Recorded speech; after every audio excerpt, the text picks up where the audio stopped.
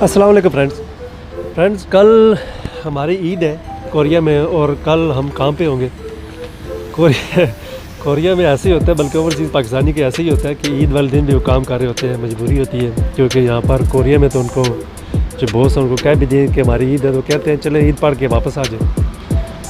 तो कुछ ऐसे ही चलता है यहाँ पर। ऐसे ही डिपेंड करता है, कुछ कंपनी के मालिकान है वो तो छुट्टी दे देते हैं, और कुछ कंपनी के मालिकान जो हैं वो कहते हैं कि ईद पढ़ के वापस आ जाए, ईद की नमाज़ पढ़ के वापस आ जाए। तो ईद की नमाज़ पढ़ के वापस आने के बाद उसके बाद फिर वो मज़े नहीं रह जाता है, दोस्तों से मिलना जुलना। ये ओवरसीज़ पाकिस्तानी के पास यही ईद होती है, ऐसे ही ईद गुजरती है उनकी, यानी कि दोस्तों से मिलना मिलाना।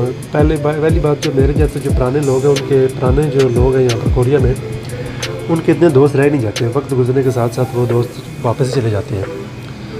तो कुछ वापस चले जाते हैं, कुछ चिल्ली हो जाते हैं। तो प्रदेश में ईद भी दोस्तों के साथ ही होती है, अगर दोस्त ही नहीं रहे तो फिर ईद कैसी।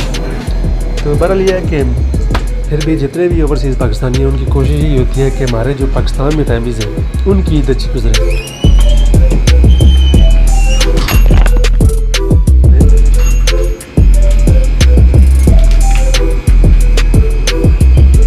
तकरीबन जितने पाकिस्तानी उन्होंने अपने घर के जितने खर्चे हैं ईद के सारे पूरे किए होंगे, सबके कपड़े वगैरह सारे पूरे किए होंगे।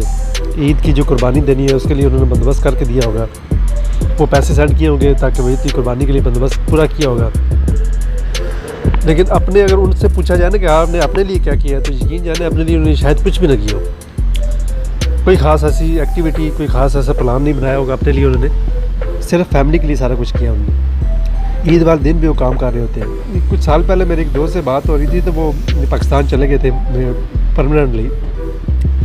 तो वो बता रहे थे यार कि मैं जब से पाकिस्तान आया हूँ ना, तो दिन ब दिन हालात कुछ बिगड़ते जा रहे हैं, बिगड़ रहे हैं। तो कहते हैं वक्त गुजरने के साथ साथ कुछ ऐसे हालात भी पैदा हो गए कि तो बातें सुनने को मिलती हैं कि आप इतना अर्सा कोरिया में रहे हो, आपने हमारे लिए क्या किया है। तो ये बड़े तकलीफ दे वर्ड्स होते हैं। तो मेरी एक रिक्वेस्ट है कि जितने पाकिस्तानी जब पाकिस्तान छुट्टी जाते हैं ना, तो किसी न किसी दोस्त का वो सामान लेके जाते हैं।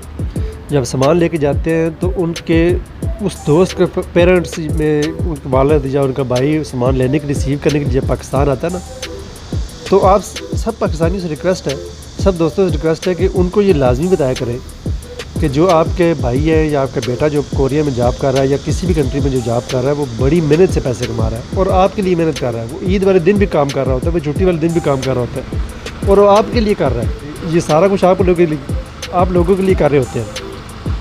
तो ये लाजमी बताया करें उन दोस्तों के पेरेंट्स को, उन दोस्तों के भाइयों को जो आपसे सामान लेने के लिए आते हैं। तो ये घर वालों को बताना बड़ा ज़रूरी होता है।